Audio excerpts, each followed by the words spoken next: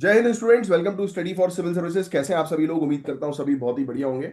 So guys, आज है 14 जून 2025 और आज के करंट अफेयर्स को हम लोग कवर करने वाले हैं। आप में से जो भी स्टूडेंट्स यूपीपीसीएस, यूपीएससी, बीपीएससी या किसी भी स्टेट पीएससी की तैयारी कर रहे हैं तो लेक्चर को एंड तक जरूर देखिएगा, क्योंकि यहाँ पर वो सभी न्यूज कवर होती है जो आपके एग्जामिनेशन के लिए काफी ज्यादा इंपॉर्टेंट होती है। और गाइज, ये है हमारे ज्ञान सर, और ज्ञान सर का स्पेशल पेड बैच आप लोग के लिए अवेलेबल है। अगर आप UPPCS, BVSc, UKPSC, RO BEO, UP triple SC exam या फिर हरियाणा, राजस्थान, छत्तीसगढ़ पीएससी की तैयारी कर रहे हैं तो पेड कोर्सेज को जरूर ज्वाइन करिएगा, क्योंकि यहाँ पर प्रॉपर तैयारी होती है। लेटेस्ट सिलेबस, लेटेस्ट ट्रेंड को ध्यान में रखते हुए आपकी तैयारी करवाई जाती है। और ये है आज के टॉपिक्स, इनको हम लोग कवर अप करेंगे। प्लस हमारे कुछ टॉपिक्स हैं अभी जो छूट गए हैं एक दो दिन पुराने, उसको भी हम लोग जो है वो कवर अप करेंगे। मैं आप लोग के एक बार कमेंट जो है वो देख लेता हूँ। आयुष, आपने जो चीज लिखी है कि अप्रैल 2025 महीने के टॉपिक आपने पूरे जो है वो नहीं करवाए, तो मैं आपको एक चीज क्लियर कर दूं। अभी मैंने कुछ दिनों पहले इसके बारे में बात भी करी थी, क्योंकि मुझे याद है, मैं इतना अकाउंटेबल रहता हूं कि मुझे पता होता है कि क्या मुझे करवाना है, मतलब और कब करवाना है। राइट, आपने लिखा है कि बहुत सारे संडे निकल गए। आई नो वेरी वेल यार, क्योंकि मैं भी कुछ चीजों में जो है इन्वॉल्व रहता हूँ, बट मुझे अपनी अकाउंटेबिलिटी पता है। राइट, तो उसकी आप बिल्कुल जो है वो टेंशन जो है मत करें। आप सिर्फ आप बढ़िया अपने आंसर्स जो है वो दीजिए। आप आंसर्स भी दे रहे हैं, रेगुलर भी है आप, बहुत बढ़िया। ऐसी अपनी रेगुलरिटी बस मेंटेन करिए और बाकी चिंता जो है वो मत करिए। अगर आपने मुझे जो है फॉलो किया है तो आप बिल्कुल इस चीज़ से निश्चिंत रहें कि यहाँ पर पूरी चीज़ जो है वो आपको करंट अफेयर से रिलेटेड मिलेंगी मिलेंगी। और बल्कि मैं तो कई बार आपको एक्स्ट्रा चीज़ें भी जो है वो प्रोवाइड करा ही देता हूँ। Right, out of the box angle से भी चीज़ें जो है वो कवर अप करवाता हूँ, तो you don't have to worry at all, है ना। और बिल्कुल मुझे याद है भाई, मैं नहीं भूलता चीज़ों को, है ना। आइए आगे बढ़ते हैं हम लोग। और भी और स्टूडेंट्स के आंसर्स जो है वो आए हैं, बहुत बढ़िया। Ayushi Singh, Deepshikha Singh, Goldie Alex, very good. Sameer Bhatnagar, Shweta Yadav, Isha Thakur, Payal Bharti, Deepanshi. Deepanshi, आप टॉपिक का नाम लिख देना यार। कौन सा टॉपिक समझ में नहीं आया? मेरे ख्याल से आप उस टॉपिक की बात कर रहे हो, पॉवर्टी लाइन वाले, है ना।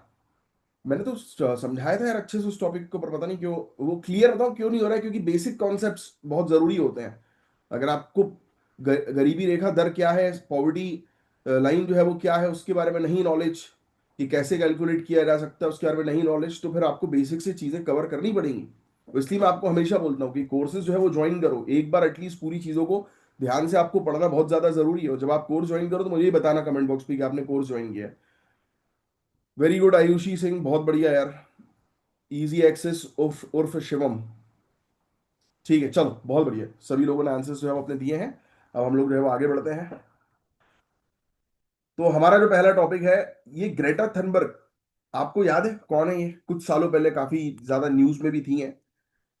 तो देखो, एक अभी इंसिडेंट हुआ है, मैडलीन शिप इंसिडेंट। ये उससे जुड़ा टॉपिक है और ये इंपॉर्टेंट टॉपिक है, क्योंकि ऐसे इंसिडेंट से रिलेटेड कई बार क्वेश्चन सिविल सर्विसेज में आ जाते हैं। तो सुनना मेरी बात ध्यान से, जो मैं आपको समझा रहा हूं अभी। तो 10 जून 2025 को ग्रेटा थनबर्ग को इजराइल से डिपोर्ट किया गया, यानी कि उनको इजराइल से हटाया गया।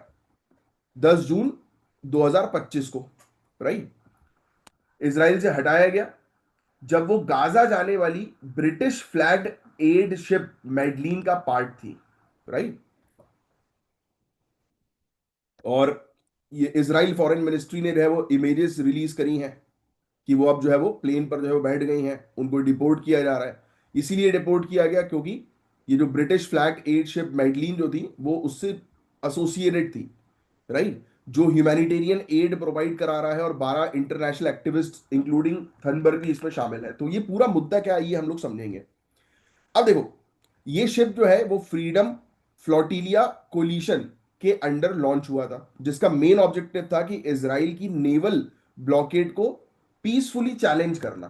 राइट, तो कुल मिलाकर हम लोग को देखने को मिला, देखो लिखा है ना कि इसराइल की नेवल फोर्सेस को इंटरसेप्ट करने के लिए ये शिप हम लोग को देखने को मिली, है ना, इंटरनेशनल बॉर्डर में। कि इसराइल की मतलब नेवी है, उसको काउंटर कर सकें ये लोग शांतिपूर्वक। अब शिप में ह्यूमैनिटेरियन एड जा रही थी, मतलब जैसे कि चावल हुआ, बेबी फॉर्मूला हुआ, जैसे सेरोलेक्स वेरोलेक्स होती है तब बच्चों का खाना, मेडिकल किट्स हुई, वाटर फिल्टर्स हुए, ये सब गाजा की सिविलियन पॉपुलेशन के लिए आए थे। अब इसराइल और पैलेस्टीन का मुद्दा है ही, और गाजा आप जानते हैं, गाजा वाला क्षेत्र इसराइल में। तो एक शिप आया, ये समझो, और ये बेसिकली किसके लिए था? कि इसराइल की नेवी जो है, अब देखो आपको ऑलरेडी पता है कि इसराइल जो है वो पैलेस्टीनियंस के ऊपर प्रेशर जो है वो क्रिएट करता है, राइट। तो ये लोग आए शिप में, और इनका मेन ऑब्जेक्टिव था कि शिप को जो है वहां पर खड़ा करके रखना, और वहां पर लोगों को जो है वो खाने पीने का सामान जो है वो प्रोवाइड कराना जरूरतमंद लोगों को, राइट। और दुनिया में एक मैसेज जो है वो भिजवाना कि क्या सिचुएशन जो है वो चल रही है, कितने लोग आज की डेट में, कितने पैलेस्टीनियंस परेशान हैं, समझे आप। और फ्रीडम फ्लोटिलिया कोलिशन का मेन पर्पस क्या है, और इसका रिलेशन 2010 के मावी मारामारा इंसिडेंट से कैसे जोड़ा जा सकता है, ऐसे भी क्वेश्चन आपसे पूछे जा सकते हैं। तो अभी एक चीज जो है वो जरूर लिखिए आप, फ्रीडम फ्लोटिला कोलिशन, एफसीसी, ये चीज लिखिए। ये एक ग्लोबल सिविल सोसाइटी नेटवर्क है, 2010 में बनी गई थी। इसका ऑब्जेक्टिव ये है कि गाजा में जो है वो पीसफुल मैरीटाइम मिशंस कंडक्ट करना, और इसराइल की नेवी को जो है वो काउंटर करना पीसफुली, शांतिपूर्वक। अब शिप को जो है वो अंतरराष्ट्रीय जो वाटर है, इंटरनेशनल वाटर जो है उसमें इंटरसेप्ट किया गया, इजरायली नेवी ने इस शिप को रोक दिया। उसके बाद शिप को अशडोड पोर्ट ले जाया गया, यानी कि एक बंदरगाह जो है वो शिप को जो है वो ले जाया गया। अब 12 इंटरनेशनल वॉलंटियर, जिसमें ग्रेटा भी शामिल थी, उनको अरेस्ट कर लिया गया, और कुछ ने तो डिपोर्टेशन एक्सेप्ट की, और कुछ अभी भी कस्टडी में है इजरायली, आप कह सकते हो ऑफिशियल के अंडर। अब इंसिडेंट गाजा के ब्लॉकेड और वहां के कॉन्फ्लिक्ट्स के बैकड्रॉप में हुआ, जहां ह्यूमैनिटेरियन क्राइसिस ऑलरेडी काफी ज्यादा है, क्योंकि आपको पता है कि वहां पर बहुत बुरी स्थिति वहां पर रहने वाले लोगों की जो है वो हो रही है। तो इसी स्थिति को जो है वो हाईलाइट करने के लिए ये आप कह सकते हैं कि एक्टिविस्ट लोग जो है वहां पहुंच गए थे शिप में बैठकर, और फिर वहां से जो है वो इजरायली फोर्सेस ने इनको अरेस्ट कर लिया, राइट। अब देखो ये लोग गए थे तो कहीं ना कहीं मेन ऑब्जेक्टिव इनका जो है वो क्या था, कि दुनिया के सामने जो है वो चीजें रखना कि क्या हो रहा है गाजा के अंदर, राइट। क्योंकि आपको ऑलरेडी पता है कि बहुत बड़ा नाम है ये, अगर आपने इनका नाम कभी जो है वो सुना होगा, ये थनबर्ग, जिसके बारे में अभी हमने जो है वो चर्चा करी ना, ग्रेटा थनबर्ग, कुछ सालों पहले बहुत न्यूज में भी हाईलाइटेड थी, है ना। क्योंकि क्लाइमेट चेंज को लेकर इन्होंने कदम उठाना शुरू किया, पूरे दुनिया का ध्यान जो है वो खींचा क्लाइमेट चेंज से रिलेटेड कुछ सालों पहले। तो इनकी ऑलरेडी पॉपुलैरिटी काफी ज्यादा थी, और अभी ये पूरा ध्यान जो है वो खींचा जा रही है गाजा में इश्यूज के बारे में, ह्यूमैनिटेरियन इश्यूज के बारे में, कि लोग कितने परेशान हैं, राइट। अब इसराइल ने बोला कि ये सिक्योरिटी कंसर्न है ना, तो ये तो गलत चीज है भाई।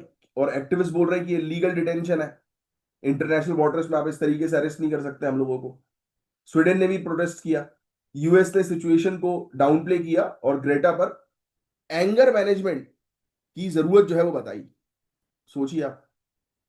तो सभी देखो, सभी कंट्रीज जो है वो यहाँ पर जो है वो आई गई है, अल्टीमेटली इनका जो ऑब्जेक्टिव था वो पूरा कंप्लीट जो है वो हो ही चुका है।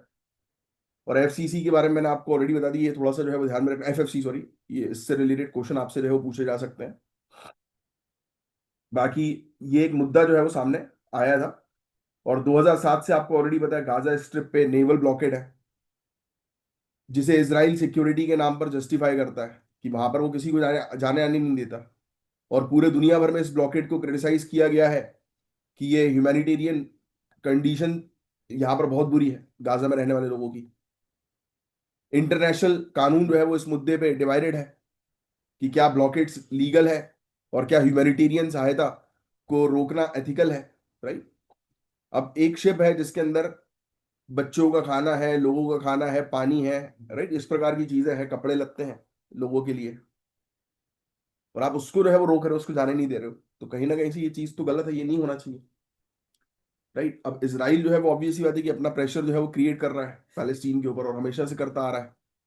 बट पहले सिचुएशन ऐसी नहीं थी। इसराइल की अगर आप स्टोरी जो है वो पढ़ोगे ना, if I am not wrong, एक बार क्रॉस चेक करना, 6 डेज वॉर इसराइल का हम लोग को जो है वो देखने को मिला था। पढ़ना इसके बारे में कि कैसे कुछ यहूदी आए, ज्यूज आए कुछ संख्या में, और आकर पूरे क्षेत्र को जो है वो अपने कंट्रोल में कर लिया, और इनके आसपास सभी दुश्मन है, इनकी नेबरिंग कंट्रीज जो है वो आप देखेंगे ना, सभी के सभी इनके दुश्मन हम लोग को, इजिप्ट, जॉर्डन, है ना, सभी के सभी ये दुश्मन है। तो ये एक टॉपिक था जिसके बारे में एक आपको जानकारी होनी चाहिए कि अभी मुद्दा जो है वो क्या चल रहा है, क्योंकि इससे रिलेटेड काफी सारे लोगों को जानकारी भी है नहीं। क्योंकि आपसे पूछा जा सकता है कि भाई ये या मेडलिन शिप इंसिडेंट किससे एसोसिएटेड है। तो ये गाजा की ह्यूमैनिटेरियन क्राइसिस से एसोसिएटेड है, या ग्रेटा थनबर्ग ऐसा भी आ सकता है कि इनसे एसोसिएटेड है ना। तो ये पता होना चाहिए। ये शिप जो है वो क्या लेके जा रहा था, खाने पीने का सामान लेके जा रहा था, उसको रोक लिया और उस शिप में मौजूद एक्टिविस्ट को जो है वो अरेस्ट कर लिया। राइट, तो ऐसी चीजें थोड़ी सी आप जो है वो ध्यान में रखेंगे। That's it. आगे बढ़ता है, एक मिनट पानी पी लो यार।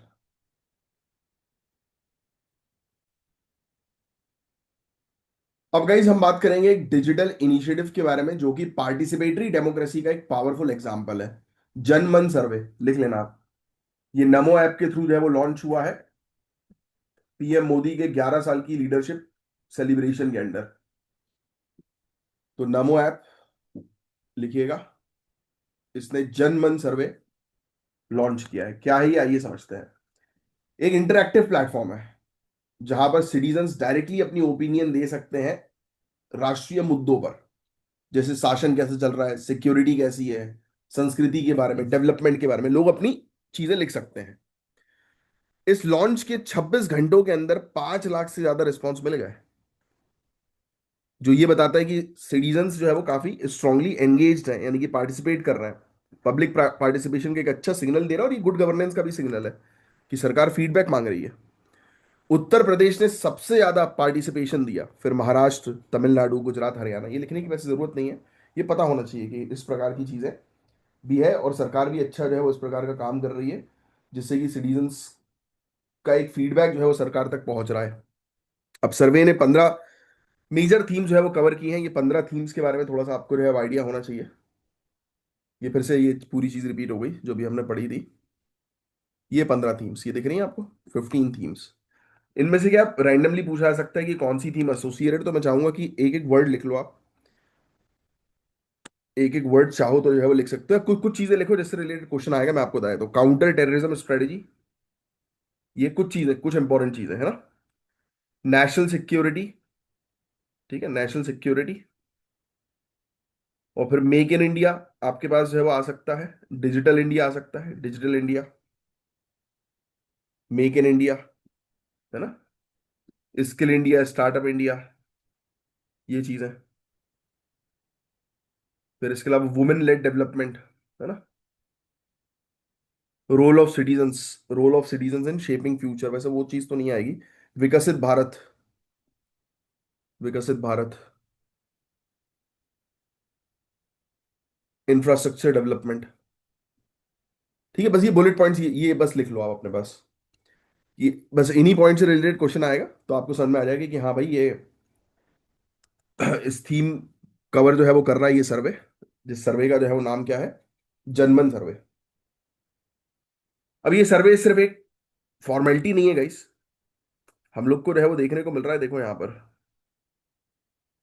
अप्रोक्सीमेटली 77% पार्टिसिपेंट्स ने पूरा सर्वे कंप्लीट किया है। जनरली लोग जो है वो ऑन करते हैं और फिर हट जाते हैं ना पीछे, कि दो तीन चीजें लिखी और फिर हट गए। बट यहाँ पर 77% लोगों ने सर्वे पूरा कंप्लीट किया, जो बता रहा है कि लोग कितने सीरियस हैं सरकार तक अपनी बात पहुंचाने में। इसके थ्रू रियल टाइम फीडबैक जो है वो लिया जा रहा है, जिससे फ्यूचर पॉलिसी मेकिंग को ध्यान में रखा जाए। सरकार ये इनिशिएटिव जो है वो जो प्रोवाइड करा रही है, तो ये दिखा रहा है कि डिजिटल टेक्नोलॉजी का कितनी अच्छी तरीके से इस्तेमाल किया जा सकता है बेटर फ्यूचर बनाने के लिए। तो ये इसके फायदे हैं जो मैंने भी आपको बताया, कि रियल टाइम फीडबैक मिलेगा, है ना। ये लिखने की जरूरत नहीं है, आपको पता ही ऑलरेडी, सिर्फ सुनने वाली चीजें हैं। सिटीजन्स पार्टिसिपेट कर सकते हैं हमारी कंट्री के फ्यूचर को शेप करने में, बेहतर पॉलिसीज बनवाने में, है ना। तो ऐसे सर्वेस को रेगुलर इंटरवल पर लॉन्च करना चाहिए। डिजिटली एक्सक्लूडेड ग्रुप्स को इंक्लूड करने के लिए टारगेटेड आउटरीच होनी चाहिए, काफी सारे, क्योंकि अभी भी डिजिटल गैप है हमारे यहाँ पे। तो इस गैप को पूरा करना है तो लोगों को डिजिटलाइजेशन से जोड़ना भी आज की डेट में बहुत जरूरी है। नॉर्थ साउथ में हाई पार्टिसिपेशन हम लोग को देखने को मिल रहा है। गवर्नमेंट जो है वो ट्रांसपेरेंटली बताना चाहिए कि सिटीजन फीडबैक ने कैसे पॉलिसी डिसीजन को शेप किया। क्योंकि सरकार बताए कि भाई देखो सिटीजन्स को इस चीज की जरूरत है, तो हमने इस सर्वे के माध्यम से ये चीज जो है वो करी है, राइट। तो इससे क्या होता है कि लोगों को भी लगता है कि सरकार जो है वो हमारे लिए काम कर रही है, तो एक ट्रस्ट जो है वो बिल्डअप होता है सिस्टम के ऊपर, गवर्नमेंट के ऊपर। चलिए नेक्स्ट। अप्रैल 2025 में गाइस इंडिया की पॉपुलेशन 146.39 करोड़ हो गई है, लिख लेना ये, 146.39 करोड़। और किसके अकॉर्डिंग, इस रिपोर्ट का भी नाम लिख लेना। और टीएफआर टोटल फर्टिलिटी रेट 1.9 से नीचे हो गया, क्या ये, अच्छा ये लिखा ही हुआ है 2.1 रिप्लेसमेंट लेवल होता है इसका, सभी को पता है ना टोटल फर्टिलिटी रेट क्या होती है, कि अपनी पूरी रिप्रोडक्टिव साइकिल में एक महिला कितने बेबीज को बर्थ दे सकती है। सबसे अच्छा रेट 2.1 जो है माना जाता है, बट हमारा जो है वो 1.9 हो गया है। ये चीज़ लिखेंगे आप, ये काफ़ी इंपॉर्टेंट है। ये रिपोर्ट का नाम, इंडिया की टोटल पॉपुलेशन कितनी हो गई है और टोटल फर्टिलिटी रेट कितना है आज की डेट में, 1.9, ये आपको पता होना चाहिए पूरी चीज़ें। पता है आपको, ये भी लिख लेना, 1970 में ये टोटल फर्टिलिटी रेट की डेफिनेशन दी गई है, जिसको डेफिनेशन लिखना चाहो यहाँ से लिख सकते हो, काफी अच्छी डेफिनेशन दी हुई है यहाँ पे। आपको पता है 1970 में टोटल फर्टिलिटी रेट कितनी थी पता है, 5। अब गिर के 1.9 हो गई है। यानी कि एक महिला ऑन एन एवरेज 5 बच्चों को बर्थ देती थी पहले 1970 में, अब कम हो गई। क्यों हुई, तो thanks to education and health care. अब इसमें बताया ये गया है कि हाई फर्टिलिटी और लो फर्टिलिटी ड्यूअलिटी का शिकार है इंडिया, क्योंकि कुछ एरियाज में हाई फर्टिलिटी अभी भी है, कुछ एरिया में लो फर्टिलिटी है। यानी कि रीजन वाइज भी अभी हम लोग को डेवलप करना जरूरी है। जैसे बिहार, झारखंड, उत्तर प्रदेश में हाई फर्टिलिटी है, दिल्ली, केरल, तमिलनाडु में रिप्लेसमेंट लेवल के बिलो है। तो ये दिखा रहा है कि किस प्रकार से हम लोग को अलग अलग रीजन में जो है वो डिफरेंशिएशन जो है वो देखने को मिल रहा है ना। ये बहुत बेसिक चीजें पता होना चाहिए आपको।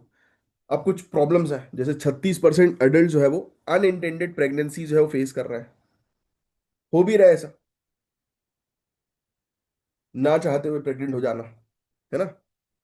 30% लोग चाहते हुए भी डिजायर्ड नंबर ऑफ चिल्ड्रन नहीं कर पा रहे, क्योंकि कुछ और भी लोग हैं जो चाह रहे हैं कि बच्चा चाहिए बट बच्चा नहीं हो पा रहा, राइट। बहुत सारी प्रॉब्लम्स आज की डेट में इस प्रकार की सेक्सुअल हेल्थ से रिलेटेड बढ़ती जा रही है। उसमें मेन वजह है लोगों का लाइफस्टाइल। आज की डेट में लाइफस्टाइल के कारण लोगों की जो सेक्सुअल हेल्थ जो है ना वो पूरी बुरी तरह से खराब हो गई है।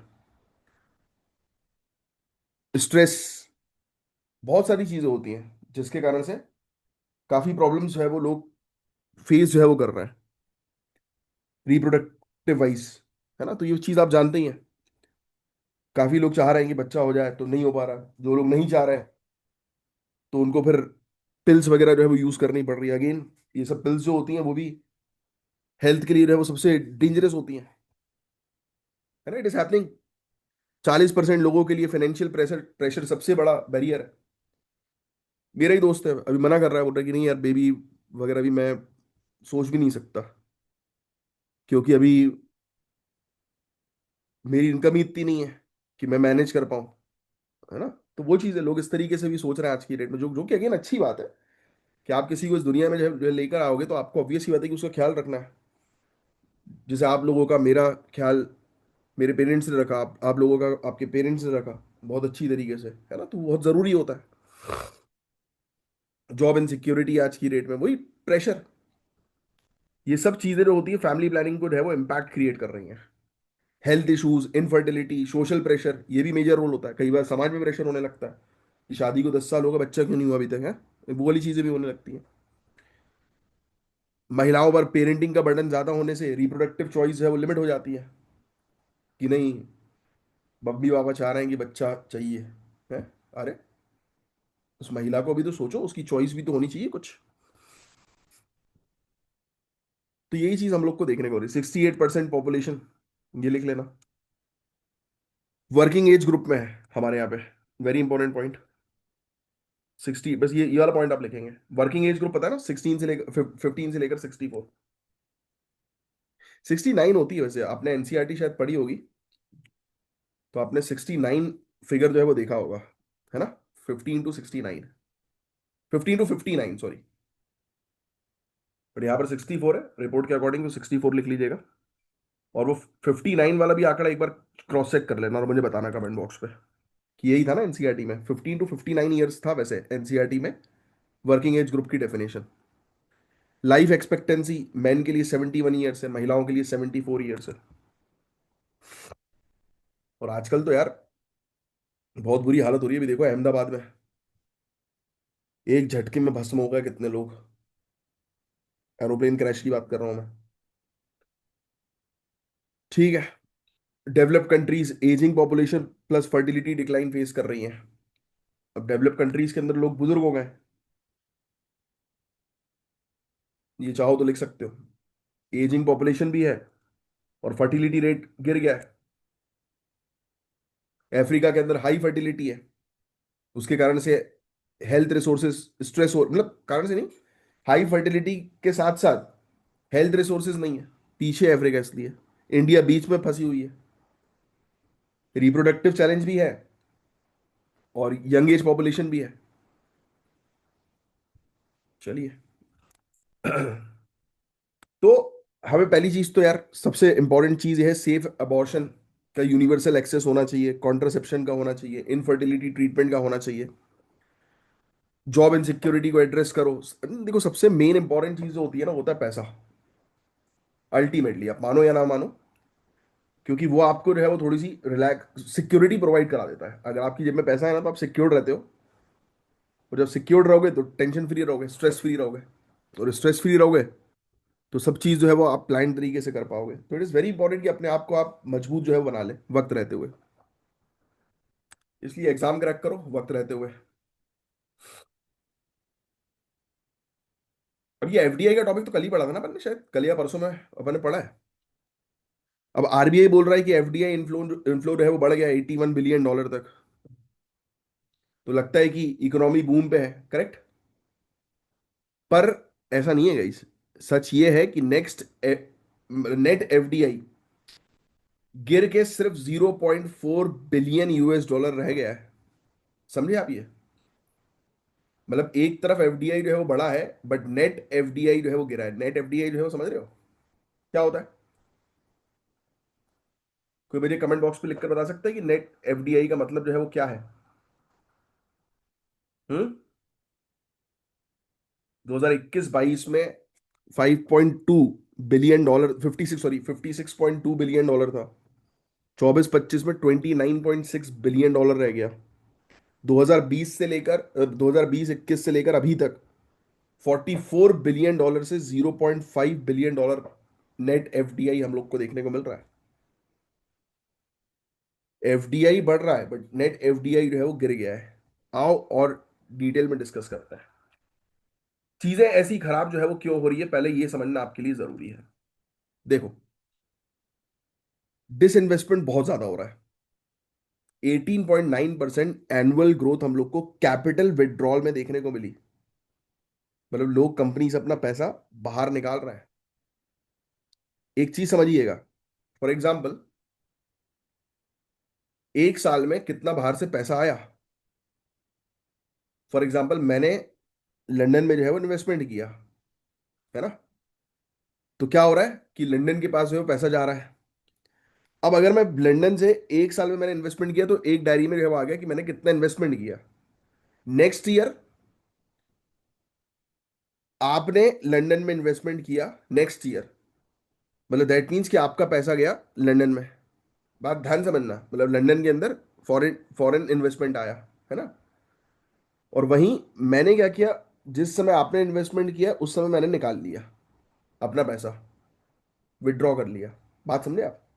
तो नेक्स्ट ईयर क्या शो हो रहा है कि पैसा तो आया है, बट नेट की बात करें तो ये देखने को मिल रहा है कि निकाल भी तो लिया। समझ रहे हो एक्चुअल कितना बचा है?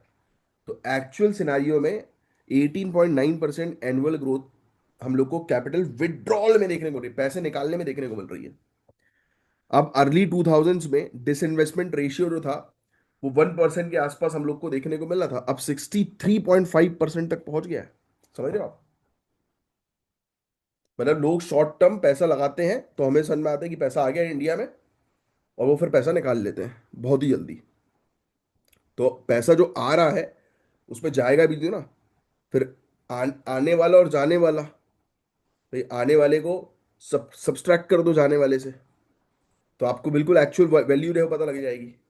भाई इंडिया के अंदर फॉर एग्जांपल 1 करोड़ रुपए आए पहले साल, दूसरे साल 1 करोड़ आए, बट साथ ही साथ 80 लाख निकल भी गए। समझ रहे हो आप? तो सिर्फ आने वाली चीजें नहीं देखनी है, जाने वाली चीजें भी देखनी है। This is economics. तो अब आपसे अगर कोई पूछे, बोले आपको कि यार हमारे यहाँ एफडीआई बढ़ रही है, तो बिल्कुल हाँ बढ़ रही है भाई, बिल्कुल बढ़ रही है।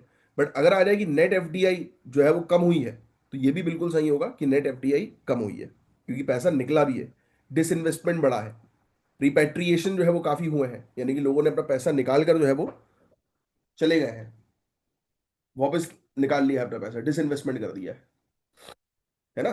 तो इसके कारण 0.4 बिलियन यूएस डॉलर ही हम लोग को नेट एफडीआई देखने को मिल रहा है। समझ रहे हो आप कि जितना लग रहा है ऑलमोस्ट उतना जो है वो निकाल भी लिया जा रहा है।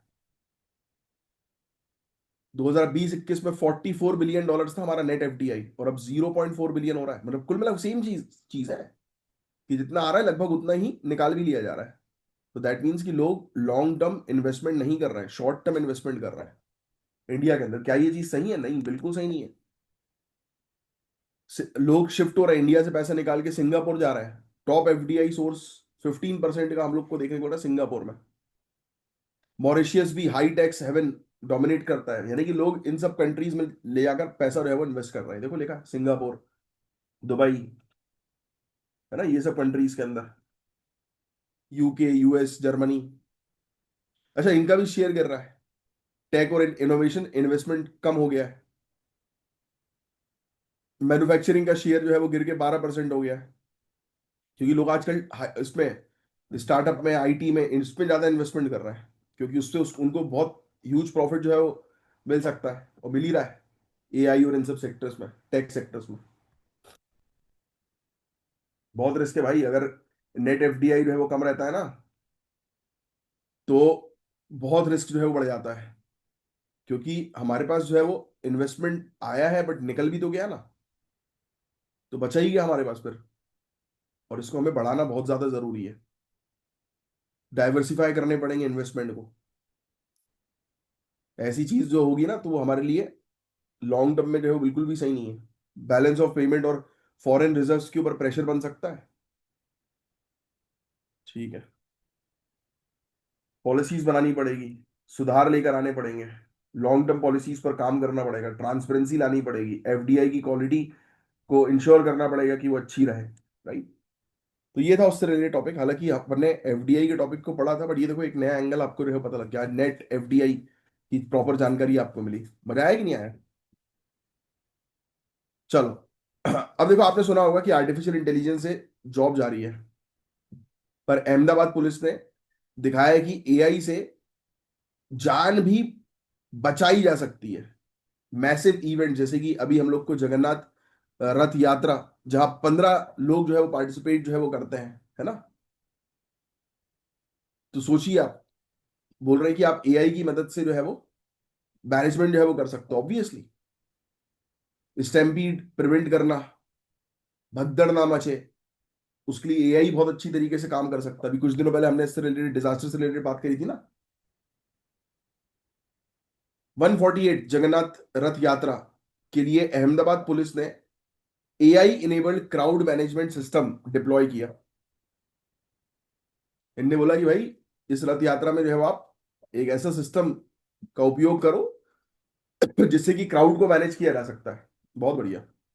तो 148 जगन्नाथ यात्रा के लिए सिटी पुलिस जो है, अहमदाबाद सिटी पुलिस, ये जो है वो advanced AI crowd management system जो है वो डिप्लॉय कर रही है। ये लिख लेना भैया, अहमदाबाद का नाम, और इसका नाम लिख लेना। 15 लाख भक्तालु हम लोग को यहाँ पर, भक्त हम लोग को यहाँ पर देखने को मिले, श्रद्धालु, श्रद्धालु, भक्तालु नहीं, भक्त। इसमें रियल टाइम मॉनिटरिंग होगी, एआई इनेबल्ड सीसीटीवी और ड्रोन्स की मदद से, बहुत सारी चीजें इसके अंदर शामिल इन्होंने जो है वो करी है। तो सब चीज लिखने की जरूरत नहीं, ऑब्वियस ही बात है कि आपको पता ही है कि अब क्राउड को मैनेज कैसे करना है, सीसीटीवी ड्रोन्स की मदद से, है ना। थर्मल इमेजिंग होगी कि कहाँ पर कितना क्राउड है, उसकी डेंसिटी देखी जाएगी, उस पहले भी हमने पढ़ा है। ये क्राउड के मूवमेंट को प्रिडिक्ट कर लेगा, और फिर बताएगा कि कैसे आप डाइवर्जन कर सकते हो, क्राउड को जो है वो कहाँ पर डाइवर्ट कर सकते हो। ठीक है। GP Drishti program, drone, drone plus AI plus surveillance, ये लिख लेना। जीपी दृष्टि प्रोग्राम, इसमें आप बस इतना लिखो, drone plus AI plus surveillance, निगरानी रखना है, आर्टिफिशियल इंटेलिजेंस का उपयोग करना है, और ड्रोन, तो ये है GP Drishti programme. City command centre से क्राउड का लाइव कंट्रोल किया जाएगा। ठीक है। अब ये जरूरी बहुत ज्यादा है भाई, देखो इसमें लिखा है ना, क्राउड डेंसिटी का एस्टिमेशन करना। अभी कुछ दिनों पहले आपको पता ही है अभी कि बेंगलुरु के अंदर आईपीएल के दौरान जो है वो क्या हुआ था। इवन ये नई दिल्ली रेलवे स्टेशन में एक हुआ था ना, एक भगदड़ जो है मच गई थी बहुत बुरी तरह से। बहुत भगदड़ के कारण लोगों की मौत हो जाती है। तो इसी चीज को कंट्रोल करने के लिए एक बढ़िया सिस्टम जो है वो लाया गया, बाकी और कुछ नहीं है इस टॉपिक के अंदर, दैट्स इट। अब ये देखो, सियामीज फायरबैक, लिख लेना ये, सियामीज फायरबैक, ये एक नेशनल बर्ड है थाईलैंड की, लिख लेना। South east Asia, Thailand, Laos, Cambodia, Vietnam में भी देखने को मिल जाती है, मतलब ये वहीं की निवासी है ये, घने जंगलों में रहती है। ठीक है। इसकी फोटो देख लेना एक बार आप बस, इस चिड़िया की बस। अरे वाह, new generation weight loss drug, एक दवाई मोटापा घटाने वाली, बता दो यार, मैं भी घटा लूंगा। GLP-1 receptor agonist, type 2 diabetes जो है वो मैनेज करने के लिए है ये। ठीक है।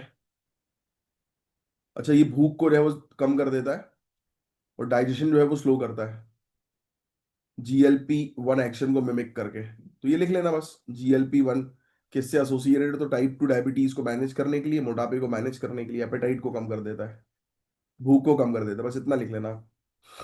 हाई कॉस्ट और weight regain after stopping the drug are major limitation, एक तो महंगी है, और जैसी दवाई को छोड़ दोगे वापस मोटे हो जाओगे। नहीं लूंगा फिर मैं ये दवाई। अब देखो, ग्रेटा थनबर्ग से रिलेटेड एक और क्वेश्चन है, ट्राई करना है इसका आंसर जो है वो देने की। अभी एक मिनट रुक जाओ, मैं पुराने टॉपिक्स उठा लेता हूँ। अच्छा, ये वाला 13 जून का टॉपिक था, ये तो अपन ने पढ़ लिया था ना, देखो एफडीआई वाला टॉपिक, कि कहीं पर ज्यादा हो रही कहीं पर कम हो रही, तो ये मैंने आपको बेसिक पढ़ाई दिया था। ये एक बचा हुआ था हमारा, दिल्ली का ई वेस्ट इको पार्क, लिख लेना भाई। दिल्ली का ई वेस्ट इको पार्क, भारत का पहला ई वेस्ट इको पार्क है ये दिल्ली में, ठीक है, लिख लो। इलेक्ट्रॉनिक वेस्ट इंडिया में कैसे मैनेज होता है पता है आपको?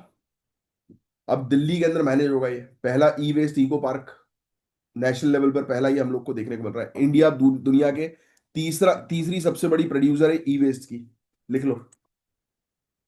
इंडिया जो है वो, इंडिया का पहले तो पहला ई वेस्ट इको पार्क हम लोग को दिल्ली के अंदर देखने को मिल रहा है, और इंडिया जो है वो दुनिया में तीसरे नंबर पर आती है ई वेस्ट प्रोड्यूस करने के मामले में। अरे होपफुली स्क्रीन आपको जो है वो दिखाई दे रही होगी। नहीं, अच्छा सॉरी, स्क्रीन आपको दिखाई नहीं दे रही है ना, लास्ट टाइम भी हुआ था। अभी दिख रही है क्या? चेक करूं।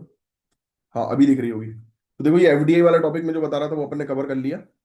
अभी दिख रही होगी शायद स्क्रीन, क्या उसको चेंज करो ना पीडीएफ को, तो थोड़ा दिक्कत देता है ये। अब होपफुली आपको दिख रही हो। ठीक है। तो हाँ, तो ये वाली चीज तो मैं आपको पढ़ा चुका था। ये लिख लो आप, इंडिया का पहला E waste eco park. India जो है वो तीसरी सबसे बड़ी प्रोड्यूसर है ई वेस्ट की, और सिर्फ दिल्ली के अंदर ही 9.5% ई वेस्ट हमें देखने को मिलता है, सोचो आप। और पूरे दुनिया भर में सिर्फ 17.4% ई वेस्ट जो है वो प्रॉपरली रिसाइकल हो रहा है पूरे दुनिया भर में, ये भी लिख लो, क्योंकि ई वेस्ट का टॉपिक आपके मेंस में आएगा। तो ऐसे फैक्ट्स आपको पता होने चाहिए, जिससे कि मेंस का आंसर आपका बिल्कुल अच्छा दिखे। Lithium, copper, rare earth metals waste हो जाते हैं, पता है, ऐसे इंपॉर्टेंट रिसोर्सेज ई वेस्ट को अगर आप प्रॉपरली रिसाइकल नहीं करोगे तो। अब ये होलंबी कालन जो दिल्ली के अंदर है, वहां पर ये बन रहा है, वो लिखने की जरूरत नहीं, दिल्ली बस ध्यान में रखो। 11.4 एकड़ के एरिया में है, 51,000 मेट्रिक टन ई वेस्ट को प्रोसेस कर पाएगा ये 1 साल में। और 106 कैटेगरी कवर कर रहा है सभी की सभी ई वेस्ट मैनेजमेंट रूल्स 2022 के तहत। पीवीपी मॉडल पर इसको बनाया जा रहा है। Design, build, finance, operate, transfer. ये लिख लेना। लिखो डिजाइन, डिजाइन, ये नहीं लिखा ना इसमें, आप लिखो पीपीपी मॉडल और फिर डिजाइन, बिल्ड, फाइनेंस। लिखो लिखो design, build, finance, operate, transfer. जब ये पीपीपी मॉडल होता है, ये डीबीएफओटी जिसको बोलते हैं हम लोग, क्या बोलते हैं, डीबीएफओटी। DBFOT, DBFOT. यानी कि आप डिजाइन, डिजाइन करेगा ये कौन, प्राइवेट कंपनी तैयार करेगी, प्राइवेट कंपनी पैसे लगाएगी है, पब्लिक प्राइवेट दोनों ही। ऑपरेट करेगी, फिर उसके बाद एक टाइम के बाद, जैसे फॉर एग्जांपल 20 साल के बाद पूरी तरह से गवर्नमेंट को ट्रांसफर कर दिया जाएगा। वो टाइम डिपेंड करेगा कॉन्ट्रैक्ट में कि क्या कॉन्ट्रैक्ट है, उतना आपको ध्यान में नहीं रखना है। ठीक है, दैट्स इट। और अब तक इंडिया में ई वेस्ट मोस्टली इनफॉर्मल सेक्टर के थ्रू ही मैनेज होता है, राइट। और इको पार्क का फोकस यही है कि साइंटिफिक तरीके से चीजों को डिसमेंटल करो, सर्कुलर इकोनॉमी पे टारगेट करो, है ना। तो याद रखना, दिल्ली दिल्ली के अंदर पहला ये हम लोग को इंडिया का पहला ई वेस्ट पार्क जो है वो देखने को मिल रहा है। बाकी ये चीज तो हमने कर ही ली थी। अब नेक्स्ट 12 तारीख वाले उसमें एक टॉपिक छूट गया है, उसको कवर कर लेना है। अभी दिख रहा है क्या? नहीं नहीं नहीं, अभी नहीं आया है। अब 12 जून वाली पीडीएफ पे आ रहा हूँ इसमें, है ना। चलो, अब ये वाला टॉपिक था एक क्वांटम कंप्यूटिंग है, जिसमें मैंने आपको बोला था कि मुझे थोड़ा सा टाइम चाहिए इसको एक बार कवर करने में। अब मैं जो चीज बताऊंगा ना, बस उसके नोट्स बना लो आप, जो एग्जाम में पूछे जा सकते हैं। अब देखो, एक कंप्यूटर जो 200 सेकंड में वो सॉल्व कर सकता है कि जो सुपर कंप्यूटर को 10,000 साल लग जाएंगे, ऐसी चीज निकल कर आ गई है। अब क्वांटम कंप्यूटर कंप्यूटिंग फ्यूचर नहीं है भाई, अब ये आज की डेट में साथ ही साथ चल रहा है। तो ये चीज हम लोग को यहाँ पर देखने को मिल रही है। सोच रहे हो कि एक 200 सेकंड में एक कंप्यूटर वो कर कर लेगा जो सुपर कंप्यूटर 10,000 साल में नहीं कर पाएंगे। आप ये देखो, classical computers binary bits use करते हैं। आप ये लिखेंगे, classical computer use binary bits, 0 1। Classical computers binary bits use करते हैं, जो नॉर्मली हम लोग कंप्यूटर यूज करते हैं वो 0 1 उसमें बिट्स होती हैं। क्वांटम कंप्यूटर उपयोग करते हैं क्यूबिट्स का। ठीक है, ये क्वेश्चन आ सकता है, क्वांटम कंप्यूटर्स क्या करते हैं, क्यूबिट का उपयोग करते हैं। क्या करते हैं, क्यूबिट का उपयोग, क्वांटम कंप्यूटर्स। अब ये सुपर इम्पोजिशन और इंटेंगलमेंट जैसे रूल्स फॉलो करता है क्वांटम कंप्यूटर। लिख लो, क्वांटम कंप्यूटर कौन से रूल फॉलो करता है, तो वो भी लिख लो आप। इंटेंगलमेंट, ये वाला वर्ड लिखोगे आप, इंटेंगलमेंट। सॉरी। और लिखो सुपरपोजिशन। सुपरपोजिशन, ये रूल्स हैं। 1981 में फिजिसिस्ट रिचर्ड फेनमैन, इन्होंने कहा था कि क्वांटम सिस्टम को सिमुलेट करने के लिए क्वांटम प्रिंसिपल्स पर काम करने वाली मशीन चाहिए। तो इनका ये कहना था। अब ये मशीन तो अब आई गई है अब ये। अब दो चीज समझ लो आप, सुपर पोजिशन क्या होता है और इंटेंगलमेंट क्या होता है, क्योंकि ये दो चीज से रिलेटेड क्वेश्चन आएंगे। अब ये दो चीज मैंने आपको बता दी ना कि ये सुपर पोजिशन और इंटेंगलमेंट, ये ऐसे रूल्स के लिए सुपर कंप्यूटर जाना जाता है जिसमें क्यूबिट्स होते हैं। ठीक है, क्लियर। अब समझना बात, एक क्यूबिट एक साथ 0 और 1 दोनों हो सकता है। समझना, एक क्यूबिट 0 भी हो सकता है, 1 भी हो सकता है, दैट इज सुपर पोजिशन। ये लिख लो, एक क्यूबिट 0 1 दोनों हो सकता है साइमल्टेनियसली। समझ रहे हो आप, जैसे हवा में घूमता सिक्का, जब आप देखेंगे नहीं, तो दोनों पॉसिबिलिटीज एग्जिस्ट करती है कि या तो हेड आएगा या टेल्स आएगा, है ना। जब तक आप उछल रहा है तो आपको नहीं पता। तो वैसे ही सुपर पोजिशन, कि जब ये ऑपरेट कर रहा है तो ये अपनी पोजीशन चेंज कर सकता है फास्ट करने के लिए अपनी चीजों को, ऑपरेशंस को, प्रोसेसिंग को। अब इंटेंगलमेंट, दो क्यूबिट्स इंटरकनेक्टेड होते हैं, एक ही स्टेट चेंज होने पर, मतलब यानी कि एक की स्टेट अगर चेंज होगी तो वो दूसरे की भी चेंज करेगा, राइट, चाहे डिस्टेंस कोई भी हो। जैसे बोलते हैं ना कि इस ब्रह्मांड के अंदर अगर एक जगह पर कोई एक्टिविटी हो रही है तो उसका इंपैक्ट कहीं ना कहीं, यानी कि एक पत्ता भी गिरता है ना तो उसका इंपैक्ट होता है। सुना होगा आपने ये वाली चीज, कि एक पत्ता भी गिरता है तो उसका भी इम्पैक्ट होता है कहीं ना कहीं। तो बस वही वाली बात है ये, इसको इंटेंगलमेंट बोलते हैं, लिख लेना। क्यूबिट जो है, जो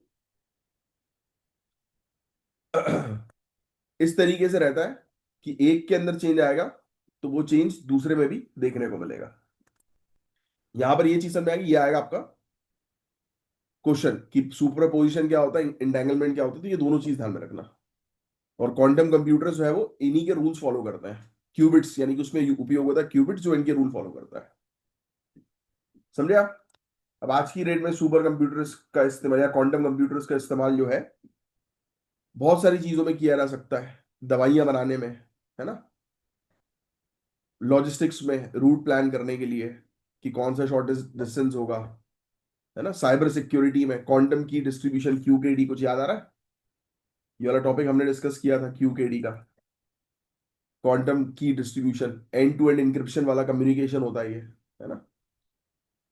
शोर्स एल्गोरिदम इंक्रिप्शन के लिए हम लोग को देखने को मिलता है, उसके लिए खतरा है शोर्स। एनीवेज लिखने की जरूरत नहीं, बस ये आपको पता होना चाहिए। अब सुनना, अब एक और कुछ फैक्ट्स है जो लिख लो। गूगल स्कामोर प्रोसेसर 2019 का है, लिख लेना। 200 सेकंड में टास्क जो सुपर कंप्यूटर को 10,000 साल लग जाते हैं वो 200 सेकंड में करने की क्षमता रख रहा है क्वांटम कंप्यूटर ये। सोचो आप, जिसको सुपर कंप्यूटर 10,000 साल में जो कंप्लीट करेगा टास्क, वो ये 200 सेकंड में कर देगा, जो गूगल ने बना दिया। आईबीएम 100+ क्यूबिट सिस्टम आईबीएम के पास है। अब मेन ऑब्जेक्टिव इनका है कि इनको 1,000 क्यूबिट स्केल जो है वो तैयार करनी है, तो आईबीएम का लिख लो आप। 100+ क्यूबिट्स तो इनके पास है ही, 1,000 से ज्यादा सिस्टम इनको तैयार करने, क्यूबिट बिल्ड सिस्टम। चाइना का जियूजैंग,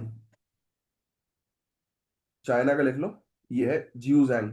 ये आ सकता है कि स्काईमोर किसका है, गूगल का, है ना। जियूजैंग किसका है, चाइना का। इंडिया का नेशनल कंप्यूटिंग मिशन है, पता है ना इस चीज के बारे में आपको? 8,000 करोड़ की फंडिंग के साथ Indian Institute of Technology science TIFR already 5-10 qubit device पर काम कर चुके हैं। गोल हमारा यही है कि 50 से 100 क्यूबिट सिस्टम 2030 तक हमें रेडी करना है। ये लिख लो, 2030 तक हमें, ये इंडिया का टारगेट, ठीक है, 50 से 100 क्यूबिट 2030 तक चालू करना है। और ये टारगेट किसके अंदर है? नेशनल क्वांटम मिशन के अंदर, लिख लेना ये वाला पॉइंट। ठीक है, बस सिर्फ इतनी चीज, इतनी मैंने आपको बताई, बस वो आपको लिखनी है, दैट्स इट। जो चीज आपके एग्जामिनेशन में पूछी जा सकती है। 16 फाइनेंस कमीशन का तो मैंने आपको पढ़ाई दिया था ना, ये वाला एक्सियोम 4, ये भी मैंने आपको बोला था कि आप इसको जो है वो देखिएगा, टास्क दिया था मैंने आपको। और ये टॉपिक तो हम पढ़ ही चुके हैं पहले भी, इससे रिलेटेड मेंस का क्वेश्चन भी शायद आपने लिख लिया होगा कि ये कंप्लीट करवा दिया था मैंने ये। चलिए, अब जून के टॉपिक्स है वो पूरे कंप्लीटेड है। अब कल संडे है, अप्रैल के जो बचे हुए टॉपिक्स थे तो वो कल संडे वाले दिन अब मैं कंफर्म नहीं बोला ये वाला संडे या फिर नेक्स्ट पे जो है वो करवा दूंगा यार, क्योंकि अभी थोड़ी तबीयत डाउन है। तो अगर रेस्ट कर लूंगा तो मंडे से एनर्जी वापस आ जाएगी। क्या जी, बोलने में बड़ी गले में दिक्कत हो रही है, आप भी थोड़ा बच के रहो यार, वायरल बहुत बुरा चल रहा है अभी आज की डेट में। चलो, साइन ऑफ करता हूँ, मिलेंगे नेक्स्ट लेक्चर में, तब तक के लिए bye, take care, have a great day ahead. जय हिंद, जय श्री महाकाल।